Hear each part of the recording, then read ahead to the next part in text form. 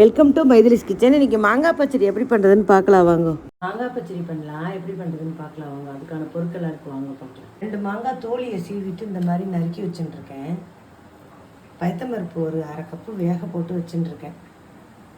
தேங்காய் அரை மூடி அரைச்சி வச்சுருக்கேன். ஒரு சிட்டிக்கு உப்பு வச்சுருக்கேன். ஒரு பெரிய கட்டியில் ஒரு கட்டி வெல்லம் நசுக்கி வச்சுருக்கேன். ஒரு மிளகாயும் கடுகு வச்சுருக்கேன், ஒரு ஸ்பூன். எண்ணெய் தேவையானது. எப்படி பண்ணுறதுன்னு பார்க்கலாம். 3/4 டம்ளர் ஜலம் ஊற்றி சுட வச்சு வச்சுருக்கேன். நல்லா கொதிக்குது பாருங்க. இப்போ இந்த மாங்காய் இதில் நம்ம போடலாம். மாங்காய் நல்லா வேகட்டும். மூடி வைப்போம். போட்டுட்டு மூடி வைப்போம், வெந்துடும். ஜலம் அரை டம்ளர் போடும், அதுக்கு மேலே ஊற்றாது. இது நல்லா ஜோராக இருக்கும், பண்ணி பாருங்க.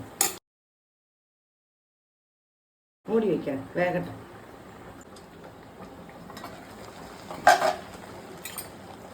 பாருங்க, மாங்காய் இதுமாரி நல்லா வெந்திருக்கு பாருங்க. நல்லா வந்துட்டு நம்ம இந்த சமயத்தில் பருப்பை போட்டுடலாம். இது எங்கள் அம்மா பண்ணுவாங்க. இந்த மாதிரி தான் நானும், எங்கள் அம்மா பண்ணுவாள். அந்த மாதிரி தான் நானும் அந்த ஸ்டைலில் தான் பண்ணுறேன். இது மாதிரி தான் பண்ணுவேன். ரொம்ப நல்லா இருக்கும். பண்ணி பாருங்கள் எல்லோரும். பண்ணி பார்த்துட்டு எல்லோரும் கமெண்ட்டில் சொல்லுங்கள் எப்படி இருக்குன்னு. இதோ பயத்தம்பருப்பை போடுறேன்.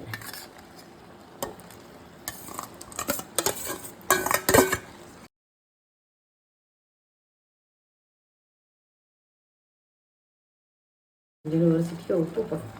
இதில் வந்து வெள்ளத்தை போடுறேன். வெள்ளம் நல்லா எனக்கு சுத்தமான வெள்ளம் கிடச்சது போடுறேன். இல்லைன்னா நீங்கள் வடிகட்டி போடலாம். கரையட்டும் வரலாம். மூடி வைக்கிறேன். ஒரு 2 நிமிஷம் மூடி வைக்கிறேன். கரைய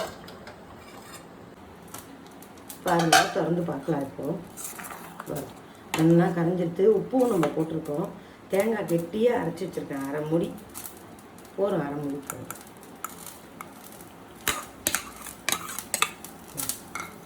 தண்ணியே இதுக்கு விட வேண்டாம். ஏன்னா பயத்தம்பருப்பில் தண்ணி இருக்குது, மாங்காவே தண்ணி. அதனால் இது ரொம்ப நல்லா இருக்கும். பண்ணி பாருங்கள். ஒரு கொதி வாங்கினா போதும். ஒரு கொதி வாங்கிட்டு அதுக்குள்ளே நம்ம கடுகு தாளிச்சிடலாம். எண்ணெய் ஒரு ஸ்பூன் ஊற்றிருக்கேன். கடுகு அரை ஸ்பூன் போடுறேன். இதுக்கு நம்ம உளுத்தம்பருப்பு கடலைப்பருப்பு தாளிச்சிக்கலாம். நல்லாயிருக்கும். கூட்டு மாதிரி தானே இது. ஒரு வத்த மிளகா போட்டிருக்கேன் நான் காரத்துக்கு. ஒன்றே ஒன்று. ஒரு வத்த மிளகா கிள்ளி போட்டிருக்கேன். வேறு எதுவுமே பெருங்காயம் தான் இதுக்கு நம்ம போட வேண்டாம். பண்ணி பார்த்துங்க, ரொம்ப நல்லாயிருக்கும். இப்போ ரெடி ஆகிடுச்சு பாருங்க. இதுவும் நல்லா கரைஞ்சி ஒரு கொதி வந்துடுது. இப்படியே தொட்டு சாப்பிட்லாம், நல்லாயிருக்கும்.